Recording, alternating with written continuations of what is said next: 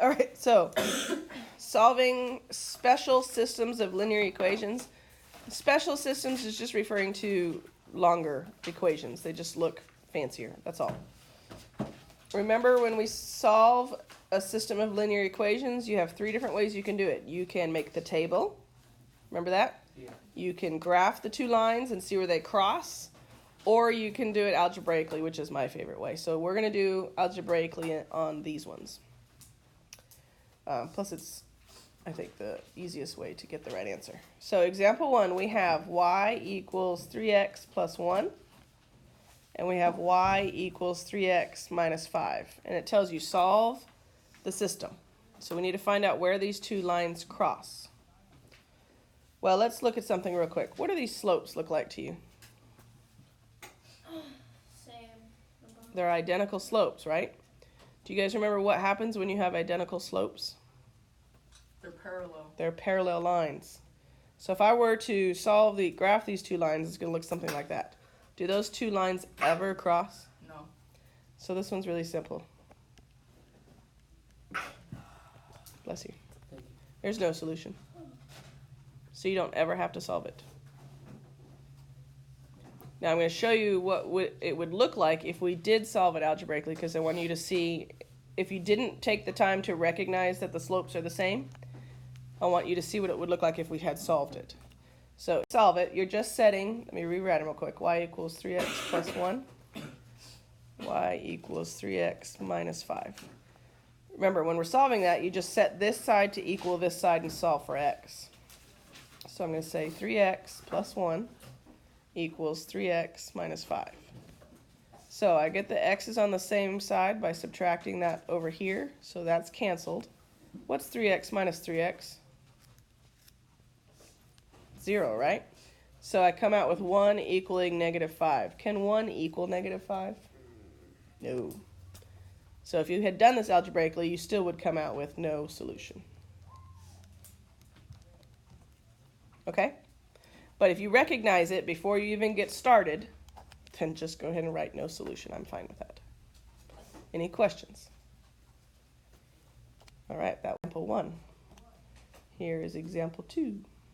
Make sure you're putting this in your journals. So we have y equals negative 2x plus 4.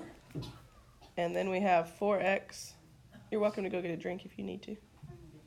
4x plus 2y equals 8. Okay, so I can't solve these yet because of this guy on this side over here is not solved for y. So I need to solve him for y already. So to solve for y, I need to move the 4x first. So I'm subtracting 4x from the left and the right. That cancels. I'm left with 2y. And then I can't combine those, so I just write them. Now, what's the last step to get the y by itself? Divide the 2. Yep. Divide the 2.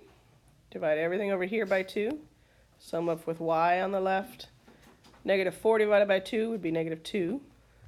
8 divided by 2 would be 4. Ta-da! All right, so what do we notice?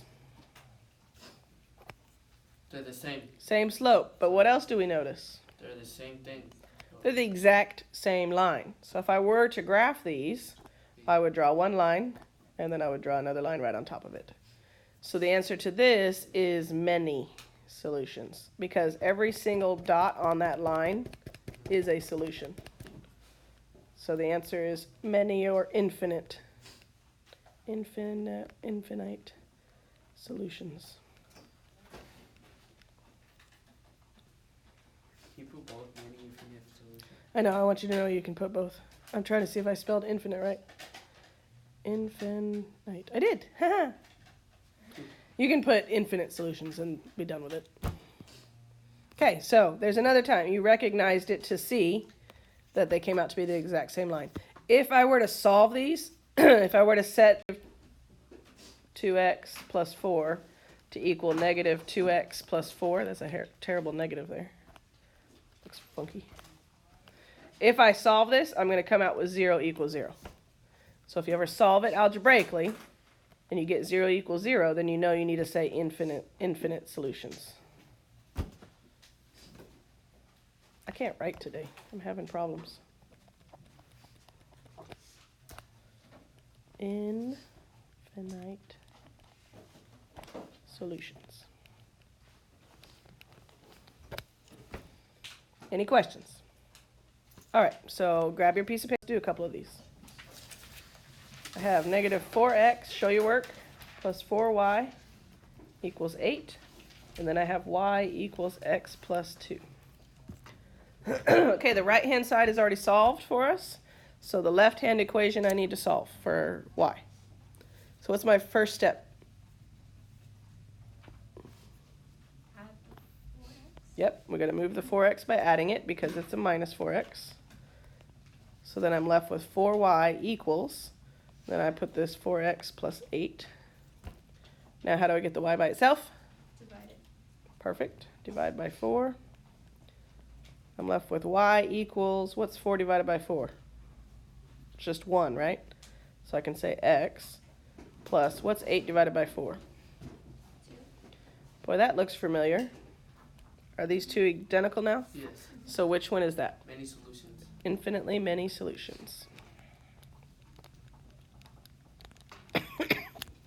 You do have to write many solutions or you won't get the points, just so you know.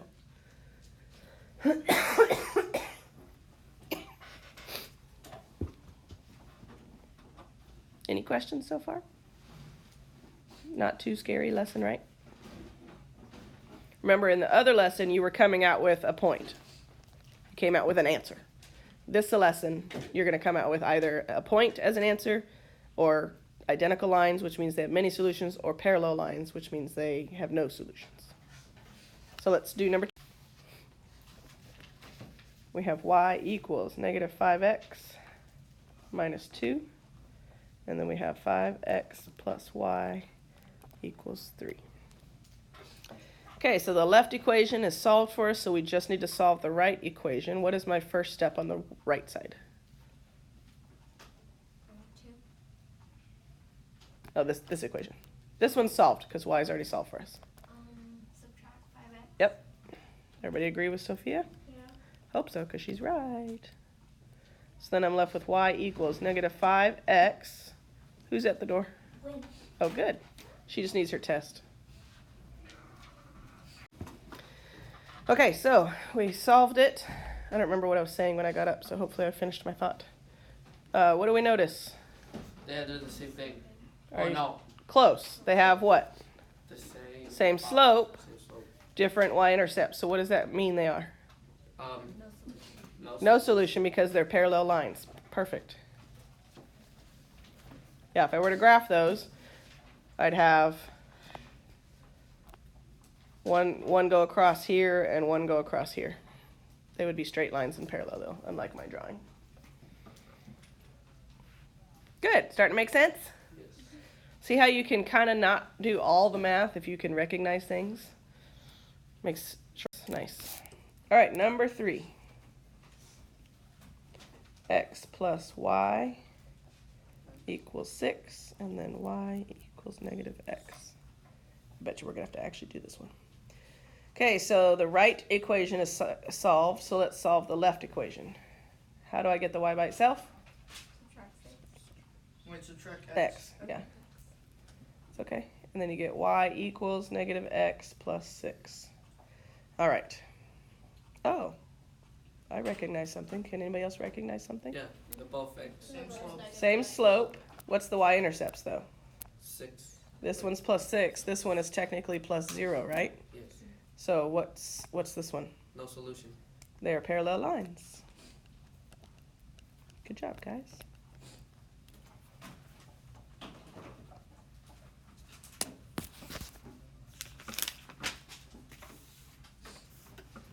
All right, let's look at example 3. Wait, I thought that was example 3 though. Oh, I'm sorry. That was on your own 3. Yeah. Yeah, so that's on your paper. Now go back to your journals.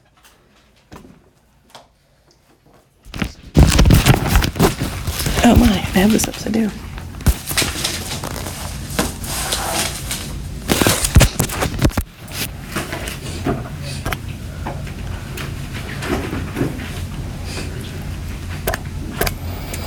All right, so we have our two shapes. The perimeter of the rectangle is 36 units. So I'm going to add this over here. Perimeter equals 36. The perimeter of the triangle is 108. Oops. 108. Perimeter of the rectangle is 36. Perimeter of the triangle is 108. Write and solve a system of linear equations to find the values of x and y. Okay, so how do you find the perimeter of the rectangle? Do you guys remember perimeter? You're taking two of these and two of these because you're essentially adding all four sides. Oh, yeah. Okay, so to write this equation, I would say 2 of the 4 y's plus 2 of the 2 x's equals 36. Hey. Make sense?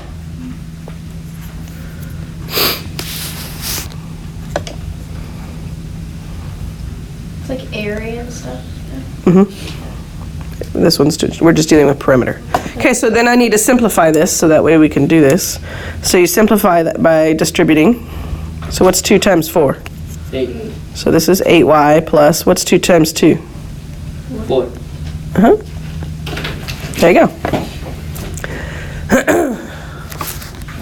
So I'm going to leave that there. Let's do the triangle one first, and then we'll worry about simplifying them further. So how do you find the perimeter of a triangle? Same thing. You add up all the sides, and that equals the perimeter.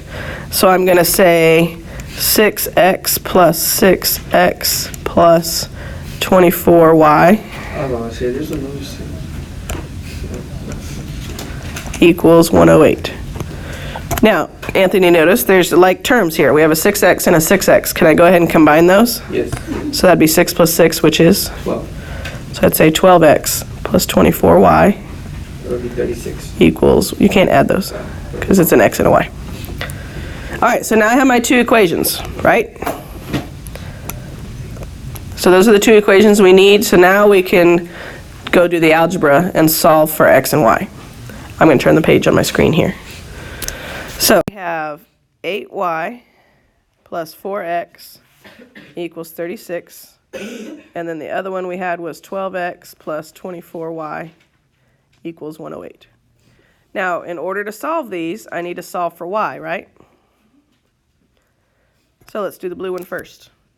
How do I solve for y? Yep. We subtract the 4x, so I get 8y equals negative 4x plus 36. How do I get the y by itself? Divide by 8. Doing example 3, right? 4. Yeah, 3. Okay, so negative 4 over 8 can just be reduced to what? Negative 1/2 x. What's 36 divided by 8? Is that just a fraction still? Yeah, it's a fraction. You just reduce it to 9 over 2.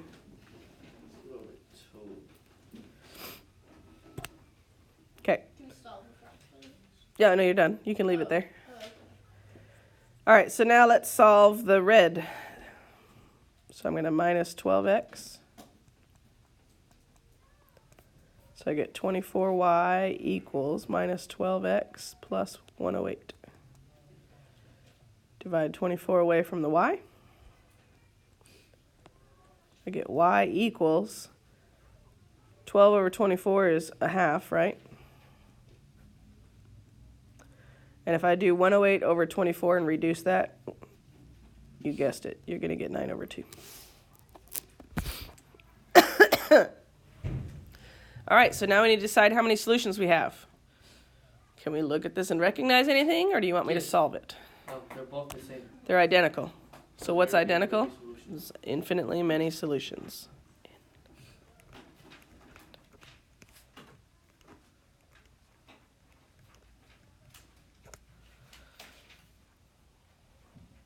Cool, right?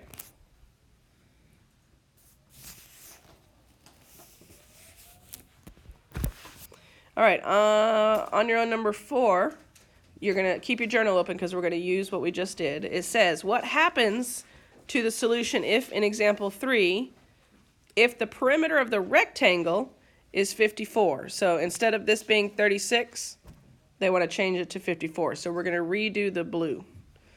So rewrite the y line. Remember, it was y equals negative 1/2 x plus 9/2, right? So we're just going to redo the blue line, which was 4x plus 8y. Used to be 36, but now it is 54. So we just have to solve this. So this is for example 4? Or? This is for number 4 on your own, on your papers. Oh, okay. So, again, subtract the 4x. I get 8y equals negative 4x plus 54. Divide by 8. So y equals, again, we get negative 1/2 x. What's 54 divided by 8? Does that come out even? 8 times 6 is 48. 8 times 7 is 56. Doesn't come out even, so let's reduce that. Divide both by 4. What's 54 divided by 4? 54 divided by 4. Would be 27. Yeah. So I get 27 over 2. So here's one equation, and here's the other equation. So what do we know about these two equations? Yep, the slopes are the same, but what's different? The numbers. The y-intercept. So which solution is that? No. No solution, because they're parallel. Very good. You guys got this. See? Told you this lesson wasn't too bad. Good job. So the bottom numbers cause it to no solution? Or? The second numbers being different, Okay. the y-intercepts being different, but the slopes being the same, mean if I were to graph it, I would get two lines that are perfectly parallel. They'll never cross. Remember, a solution is just where the two lines cross. Yeah. Since they're never going to cross. Whenever I get where everything's the same, both the slope and the y-intercept, it's like putting two lines on top of each other. And every single point on that line is a solution. So that's infinitely many solutions. Okay, last thing, just for you to look at. You don't have to put this anywhere.